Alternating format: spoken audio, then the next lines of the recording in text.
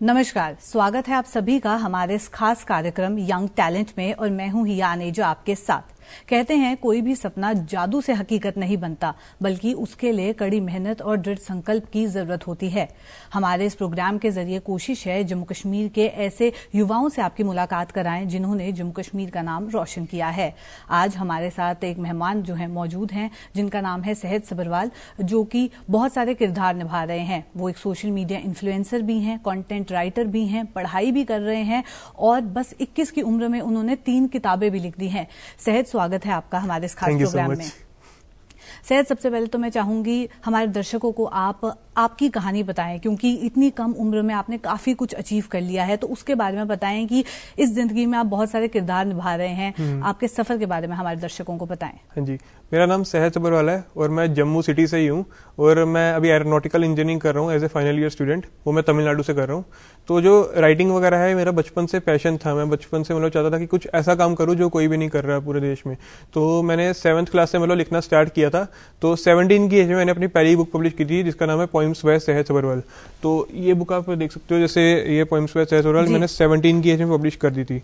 तो इसके अंदर आपको पोइम्स, थॉट्स, कोट्स सब कुछ आपको इसके अंदर मिल जाएगा। और ये 3 एज के ऊपर है। जैसे बच्चे जो हैं वो ड्रग्स की दिशा में जा रहे हैं। अगर कोई बच्चा फेल होता है एग्जाम्स वगैरह में, तो वो क्या करता है, सुसाइड के उसके दिमाग में आते हैं, या पेरेंट्स क्या लड़ता है, या ड्रग्स की दिशा में रुक जाता है। उसको रोकने के लिए मैंने ये बुक पोइम्स बाय सहज सबरवाल लिखी है। तो उसके बाद फिर मैंने 19 की एज में अपनी सेकंड बुक पब्लिश की, जिसका नाम है पेडागोजिकल थॉट्स मेड फैक्ट्स। तो ये मैंने इसके अंदर पोइम्स, थॉट्स, कोट्स, आर्टिकल्स और स्टोरीज सब कुछ इसके अंदर इंक्लूड किया। और इंग्लिश और हिंदी दोनों लैंग्वेजेस इसके अंदर मैंने लिखी है। जिसको जो लैंग्वेज पसंद है मैंने उसके अकॉर्डिंग लिखी है कि तो सबके लिए आसानी। हाँ जी। तो अभी मेरी एज है 21। तो मैंने अभी 3rd बुक लिखी है, जिसका नाम है anecdote, multi category content book. तो इसके अंदर भी आपको poems, thoughts, quotes, articles, stories, rap, lyrics सब कुछ आपको इसके अंदर मिल जाएगा। और साथ में इसके अंदर जैसे मैंने इंग्लिश, हिंदी और डोगरी 3 तरह की इसमें लैंग्वेजेस का इस्तेमाल किया है। तो ताकि जैसे जम्मू के लिए डोगरी इंपॉर्टेंट है, तो मैंने इसलिए डोगरी भी इसमें इंक्लूड की है। तो ये भी मैंने अभी लेटेस्ट ही मेरी पब्लिश हुई है। तो थोड़ा थोड़ा लिखता रहता था, तो बुक्स भी पब्लिश हो गई। जी, आपकी इतनी मेहनत को सरकार ने भी नवाजा है। हाल ही में हुए द नेशनल क्रिएटर्स अवार्ड 2024 में आप नॉमिनेटेड भी थे। तो वहां के अनुभव के बारे में बताएं कि आप और भी क्रिएटर से मिले तो कैसा लगा, क्या सीख उन लोगों से मिली?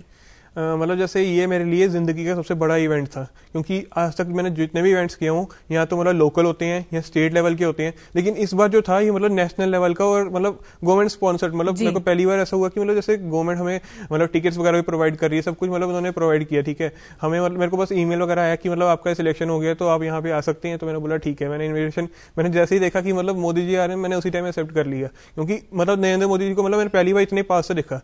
इनफैक्ट मैंने उनसे हाथ मिलाने की कोशिश की, मैंने हाथ आगे किया तो उन्होंने दूसरे हाथ से हेलो किया। तो वो वीडियो में दिख रहा है पूरा साफ साफ। तो इतने बड़े वर्ल्ड के नंबर 1 लीडर थे। मैंने उनसे इतने पास उन्हें देखा, मेरे को विश्वास नहीं हो रहा था सच में ऐसा है। तो कैसा लग रहा है, इतनी कम उम्र में इतना कुछ अचीव किया और आपको मौका भी मिला, तो कैसा फील हो रहा है? मौका तो पहले खुद ढूंढना पड़ा, क्योंकि हर जगह मैं गूगल वगैरह पे सर्च करता रहता हूँ कुछ ना कुछ। तो खुद को इसका कोई प्लेटफॉर्म नहीं मेरे को मिला अभी तक। बचपन से मैं सर्च करता रहा कि कोई मेरे को प्रमोट करेगा, कोई मेरे को आगे लेके जाएगा, कोई मेरी हेल्प करेगा, लेकिन ऐसा कोई मिला नहीं। मैं खुद का मोटिवेशन खुद ही बना और मैंने खुद ही सर्च किया। सुबह शाम मैं गूगल पे सर्च करता था। कभी कभी पेरेंट्स भी सोचते थे कि ये क्या फोन पे लगा रहता है, ये चश्मा लग गया। लेकिन ये चश्मा कुछ लोग होते हैं मोबाइल में गेम्स खेल के लगाते हैं, और मैंने इसके अंदर चश्मा मेरे को लगाया बुक्स वगैरह का स्टडी करके, थोड़ा इधर उधर कुछ नया ज्ञान सीख के।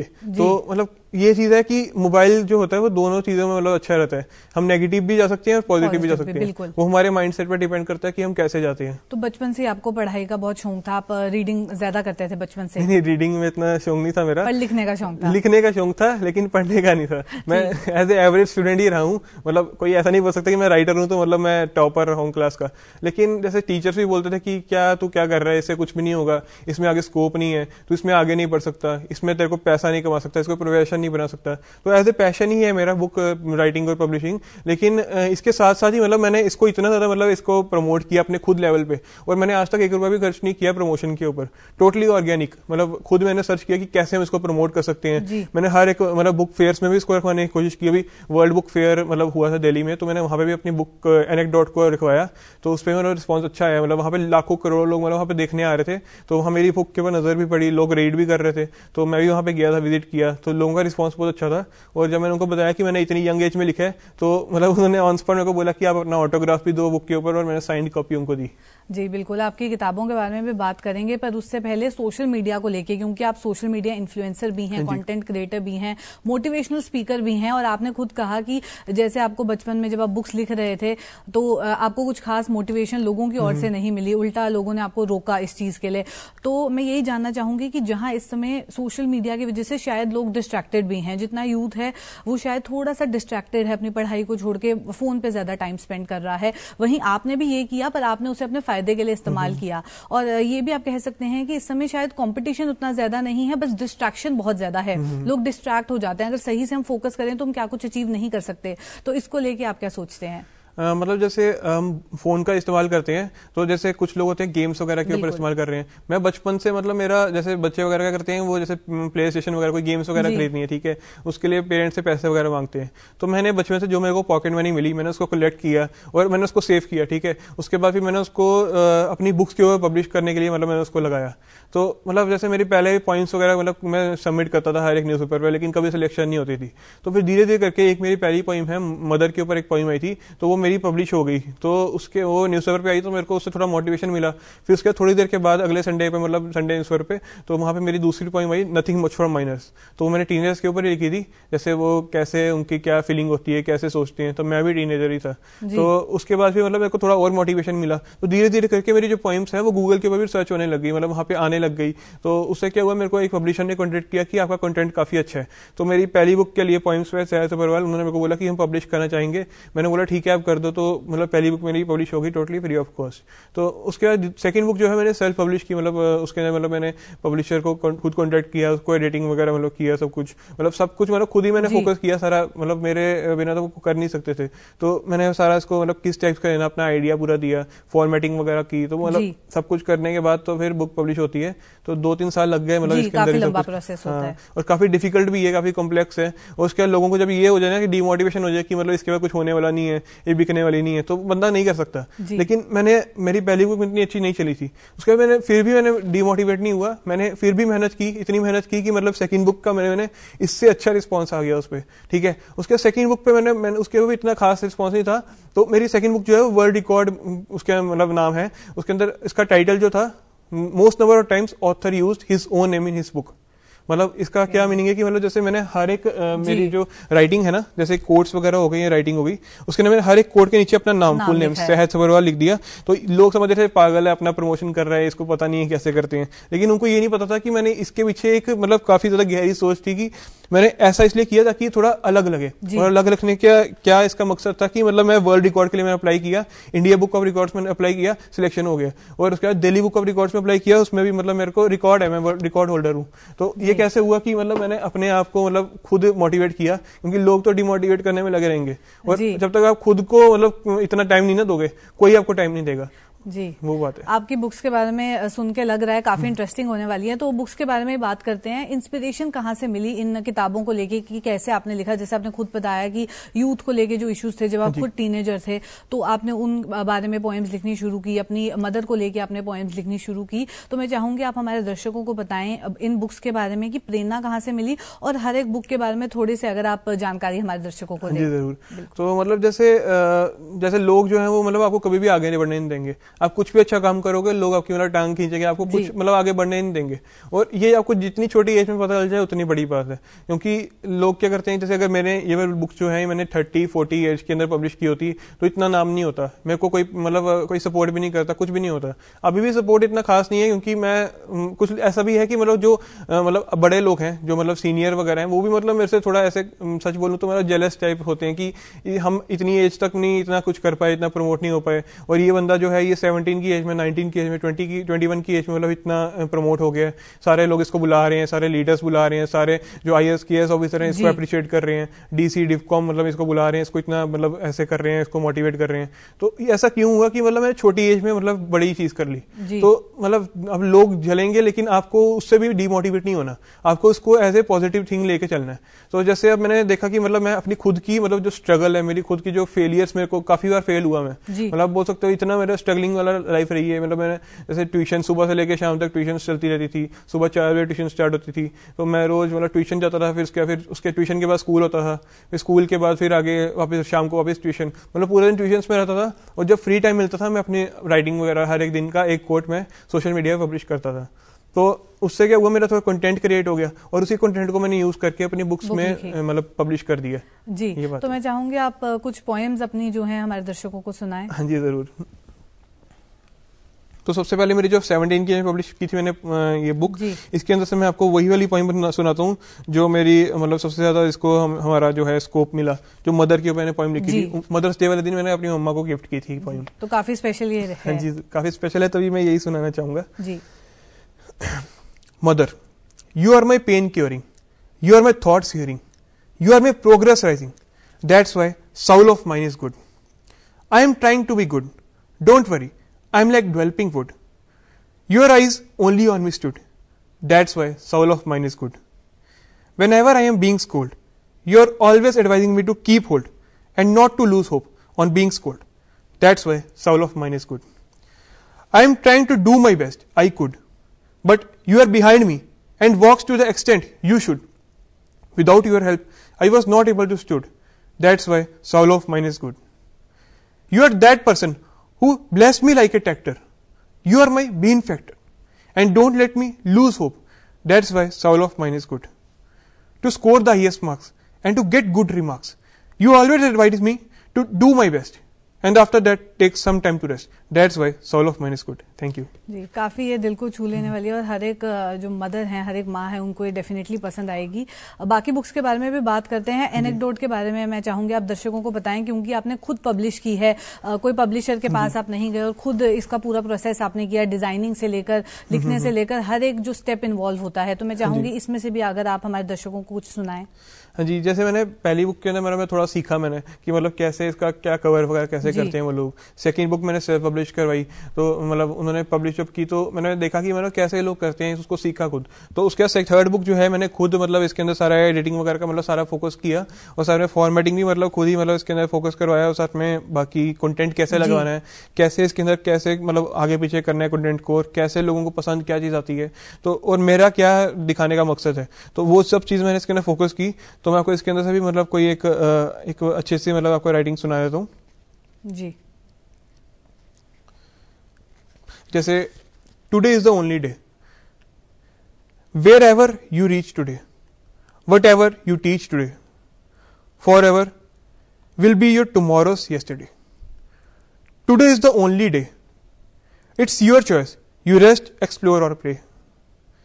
Hidden thoughts will expire forever after today.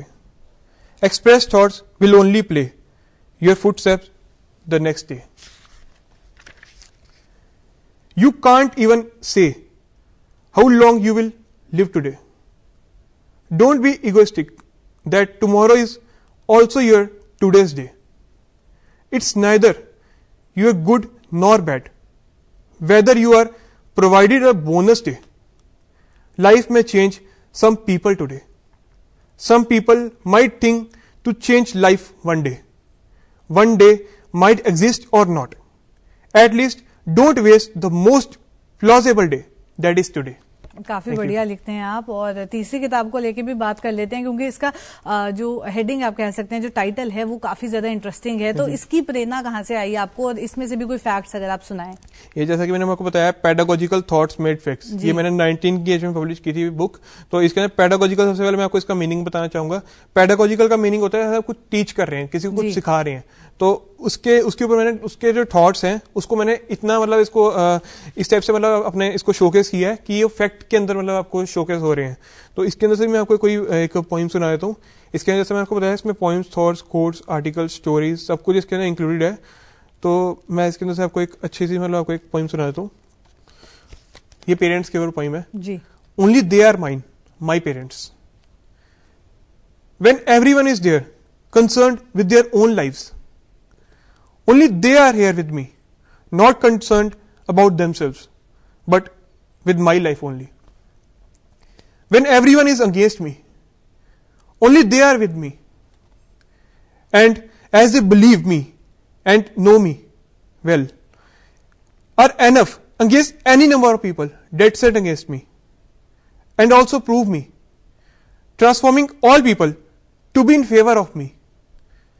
When everyone hate me and have hatred for me, their love is enough to heal me, and even making them to love me.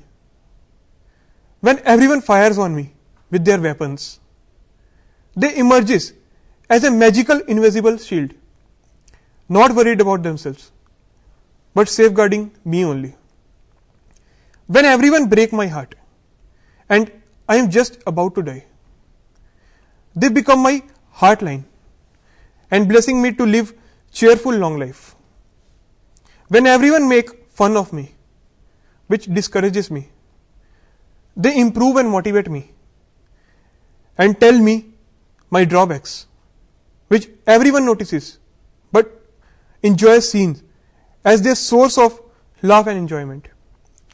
When everyone watches the end final result, it only I know their hard work behind me and the appreciation which they deserve and not me.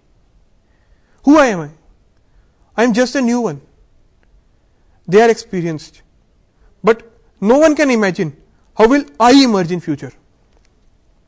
But they are indulged in my life only, doing everything for me more than they can. With the grace of God, really they are mine. A great salute to them for their contributions for me, and I am blessed to be their son. My life is fine with them only. Thank you. काफी अच्छा लिखते हैं आप, और आपने इन books में mention भी किया है कि आप अलग अलग चीजें, थॉट्स भी लिख रहे हैं आप, कविताएं भी लिख रहे हैं, उसके अलावा आपने इसमें मेंशन किया है कि स्क्रिप्ट भी लिखी है, और आपने खुद बताया कि आप रैप भी करते हैं, जो हमारी सोसाइटी के मुद्दे हैं, कई इश्यूज हैं, उनको लेके। तो मैं चाहूंगी आप हमारे दर्शकों को अपना कोई रैप भी अगर सुनाएं। हाँ, रैप मैं आपको सुनाता हूँ। उससे पहले मैं चाहूंगा कि मतलब एक हिंदी पोएम रह गई है, तो वो मैं हिंदी आपको सुना दूं। जी बिल्कुल। कुछ ऑडियंस होगी जो हिंदी भी सुनना चाहेगी। तो पहली बुक्स जो 17 की में लिखी थी, उसमें से आपको रीड करके दिखाता हूँ। ये स्वच्छता के ऊपर लिखी थी। जैसे लोग गंदगी फैला रहे हैं, मतलब अपना सेल्फिश हो जाते हैं, मतलब सोचते हैं कि हमारा क्या जा रहा है, हम यहाँ फेंक देते हैं। उसको रोकने के लिए लो आ गया नया जमाना, स्वच्छ भारत बन गया है एक बहाना। क्या भारत की स्वच्छता का इरादा टूट रहा है, यह स्वच्छ भारत का वादा। सैलानी हैं आते यहां, देखते हैं गंदगी देखे जहां। क्या वैष्णो देवी की पवित्र पहाड़ियां लिपटी हैं जो बर्फीली साड़ियां, एवं मनुष्य की अपवित्रता का साथ। दया करो हम पर भैरवनाथ, इसी गंदगी का करना है अंत, तभी काम करेगी भक्ति और मिलेंगे प्रभु और संत। थैंक यू जी। आप इंस्पिरेशन भी जो इन चीजों से ले रहे हैं, तो काफी आपके अपने लाइफ से भी जुड़ी हुई हैं। काफी ऐसे मुद्दे हैं जो कि हमारी सोसाइटी में हम हर दिन देखते हैं, पर शायद उनके बारे में बात नहीं होती, या इतनी बार देख चुके होते हैं कि शायद हमें ध्यान ही नहीं जाता उन चीजों पे। तो आप वो कोशिश कर रहे हैं कि उन्हें आगे लाया जाए। काफी बढ़िया लिखते हैं, और अब रैप भी हो जाए। रैप सुनाता हूँ आपको। और ये जो रैप है, मतलब जैसे मैंने पोएम लिखी ना हिंदी में बहुत कम कंटेंट लिखता हूँ, लेकिन मैंने जब हिंदी में लिखा, मैं थोड़ा रैप वगैरह सुना, मैंने सोचा कि जो हिंदी में पोएम लिखी है उसको मैं मतलब बीट्स वगैरह लगा के उसको मतलब एज ए रैप मैं करूं। और सब कुछ मैंने खुद किया, वीडियो रिकॉर्डिंग भी मैंने खुद की, एडिटिंग भी मैंने खुद की, और लिरिक्स भी खुद लिखे। सब कुछ मैंने खुद ही किया और उसको रिलीज किया, तो मतलब अच्छे खासे व्यूज आके। अब मैं सुनाना चाहूंगा आपको जी। बलात्कार बार बार बन गया है कारोबार, पता नहीं कब कौन शिकार, डर सबके सर पर सवार के लिए क्या करेगी सरकार। खुद बनो ना जिम्मेदार, साथ लड़ेंगे ना मानेंगे हार, बुरी सोच को देंगे मार, मानवता को मार, तड़पती लाश को जलाया, बुरे काम करके पूरे देश को रुलाया, जनता की सोई हुई इंसानियत को फिर से जगाया। क्या पाया अपचताएं मोमबत्ती ही जलाया, जो गवाया उसे खोकर भी ज्ञान न कमाया। क्या पढ़ाया लिखा रंग से जीना न सिखाया, क्यों दूसरों की बहन को देखकर इनका दिमाग भटकता है, जब खुद की बहन को देखे कोई तो दिल बहुत जलता है। झूठ है कि महिलाओं के मुकाबले मर्दों में है ज्यादा दम, जिनकी हवस नहीं थमती देते सबको गहरे जख्म। जात पातों का सब खाक, जब इंसानियत नमक शब्द हो गया है राख, भेदभाव को मानते अपना धर्म, कुकर्म मुद्दा गरम, देशभक्ति के नाम पे शर्म। वो भी तो मेरी गोद में सुलाया, जिस मां ने प्यार से पालकर दूध है पिलाया। बचपन ने तुमने दूसरा दिल लासा दिखाया, बड़े होकर ऐसे मुंह काला कर शर्म से झुकाया। ऐसे बुरे काम करने से पहले सिर्फ एक बार दिल से मां बाप का ध्यान कर लेना। शायद ये भटका हुआ दिमाग दिल की मान इंसानियत की राह चाहे एहसान कर देना। बाय सेहत सबरवाल। Thank you. बहुत खूब, बहुत खूब। और आपने बताया कि ये खुद आपने लिखा, खुद वीडियो बनाई, खुद एडिटिंग की, और बुक्स को लेके भी आपने खुद उन्हें पब्लिश किया, खुद आप पूरी डिजाइनिंग करते हैं। उसके अलावा पढ़ाई भी कर रहे हैं। मैं आपको बता दूं कि ये एरोनॉटिकल इंजीनियरिंग कर रहे हैं और तमिलनाडु से कर रहे हैं। तो जम्मू आके भी आप कंटेंट यहाँ पे शूट करते हैं, यहाँ की भी रिकॉर्डिंग करते हैं, यहाँ के मुद्दों के बारे में भी लिखते हैं, फिर आप वहां जाके पढ़ाई भी करते हैं, और सब्जेक्ट्स भी आपके कुछ खास आसान है नहीं, तो उसके लिए भी पूरा टाइम देना है। टाइम कैसे मैनेज कर लेते हैं आप? उसके बाद सोशल मीडिया का भी ध्यान रखना है, आप गेस्ट स्पीकर भी हैं, मोटिवेशनल स्पीकर हैं, एज ए टीचर आपको बुलाया जाता है, तो टाइम मैनेजमेंट कैसे करते हैं आप?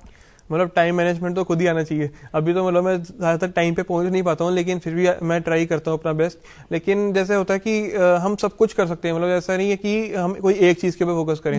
जैसे जो बच्चे जो हैं वो मतलब खाली पढ़ाई के ऊपर ही, मतलब कि हमें ये करना, अगर ये पढ़ाई के अंदर हमें ये नहीं बना तो फिर देखना मैं सुसाइड कर लूंगा या ड्रग्स की दिशा में चले जाता है बंदा, तो वो डिमोटिवेशन तो है, उसको हम खत्म करना है, उसको खत्म करना है। तो मैंने क्या किया कि जैसे पढ़ाई जो मेरी है एरोनॉटिकल इंजीनियरिंग है, एरोनॉटिकल मतलब जैसे हम एरोप्लेन्स वगैरह की स्टडी उसके अंदर होती है, तो वो मैं तमिलनाडु से कर रहा हूँ। तो जम्मू कश्मीर में मतलब जैसे हमारा यहाँ का जो वेदर वगैरह सब कुछ है, सब कुछ वहाँ पे वेदर, क्लाइमेट, लोग, टेम्परेचर, कल्चर सब कुछ डिफरेंट है।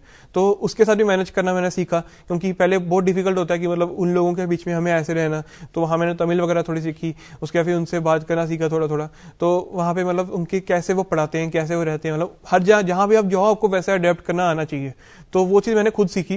तो उसके अंदर भी मतलब जैसे वहाँ मैं यहाँ पे भी ब्लॉगिंग वगैरह करता था, थोड़ा ब्लॉग्स बनाता था, सोशल मीडिया में मतलब इन्फ्लुएंसर था। तो मतलब वहाँ पे भी मैं गया, तो मैंने वहाँ पे भी थोड़ा उनका लोकल कल्चर वगैरह उसको थोड़ा एक्सप्लोर किया, उनको प्रमोट किया। जैसे यहाँ पे जम्मू टूरिज्म को मैं प्रमोट कर रहा था, वहाँ में तमिलनाडु के टूरिज्म को प्रमोट किया। और इवन मेरे को अब आजकल जो गवर्नमेंट है वो भी मतलब मेरे को कॉन्टेक्ट करती है कि आप हमारा जो कल्चर है इसको थोड़ा प्रमोट करने के लिए आप ऐसे इन्फ्लुएंसर, ऐसे ब्लॉगर आओ। तो मतलब ये काफी अच्छा लगता है कि जैसे खाली राइटिंग के लिए ही नहीं, राइटिंग के साथ साथ इन्फ्लुएंसिंग के लिए भी मेरे को अवार्ड मिल चुका है, और साथ में इसके अंदर मेरे को काफी एक्नॉलेजमेंट वगैरह मिल चुकी है। तो साथ ही साथ जैसे मेरे को थोड़ा सा मतलब इसके अंदर फेम वगैरह बड़ा बुक्स के साथ, तो उसके मेरे फॉलोअर्स वगैरह मतलब थोड़े बढ़ गए सोशल मीडिया पे।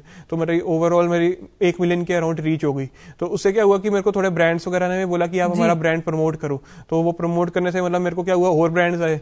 तो मतलब एज ए इन्फ्लुएंसर में बन गया, तो मेरे को ब्रांड्स आते हैं, तो मैं बस उसको एक फोटो डालता हूँ, प्रमोट करता हूँ। तो मेरे को मतलब कभी कभी पेड भी होते हैं, कई बार बार्टर भी होते हैं। तो वो मतलब ऐसा मतलब हो गया कि मतलब कोई ऐसा सीखने को मिल गया और सीखने को मिला। फिर उसके बाद और मेरे को प्लेटफॉर्म्स मिले, जैसे कि मुझे एज ए गेस्ट स्पीकर उन्होंने बुलाया, as a guest of honour, as a chief guest भी बुलाया, जहाँ की मतलब मेरे को पहले स्कूल वाले भी मतलब बोलते थे कि क्या ये टाइम वेस्ट कर रहे हैं, पढ़ाई वगैरह से कुछ नहीं होगा, मतलब पढ़ाई से होगा लेकिन जो तू ये कर रहा है, जो बुक्स वगैरह का ये पढ़ रहा है, ये कर रहा है, इससे कुछ भी नहीं होगा, लेकिन तू बस पढ़ाई पे ध्यान दे, खाली ऑफिसर बन, कोई मतलब ये कोई जॉब वगैरह ले वो कर। लेकिन मैं वो बताना चाहूंगा कि जैसे मैंने अभी जॉब वगैरह नहीं हुई, लेकिन मैं फिर भी मतलब मैंने बुक्स जो है मतलब पब्लिश की, और मैंने यहाँ तक पहुंचा, और मेरे को एज ए चीफ गेस्ट मेरे को उसी इंस्टीट्यूट में बुला रहे हैं जहाँ पे मैं आज तक सिलेक्शन करके नहीं जा पाया। जी बिल्कुल। आप कितने घंटों तक काम करते हैं ये मायने नहीं रखता, पर उन घंटों में आप कितना काम कर जाते हैं ये मायने रखता है, और शायद आपने वो साबित भी आज कर दिया है। बहुत बहुत शुक्रिया सहज हमारे साथ ज्वाइन करने के लिए। Thank you so much. तो चलिए फिलहाल के अंक में इतना ही। आज हमारे साथ जो खास मेहमान मौजूद रहे वो हैं सहज सब्बरवाल, जिन्होंने 21 की उम्र में 3 किताबें भी लिख दी हैं, और कई लोगों के लिए ये एक मिसाल भी बन गए हैं, और इन्होंने साबित भी किया है कि अगर मन में विश्वास हो तो क्या कुछ हासिल नहीं किया जा सकता। तो चलिए फिलहाल के अंक में इतना ही। आपसे फिर मुलाकात करेंगे और ऐसे ही और टैलेंटेड लोगों से आपकी मुलाकात कराएंगे। अभी के लिए दीजिए इजाजत। नमस्कार।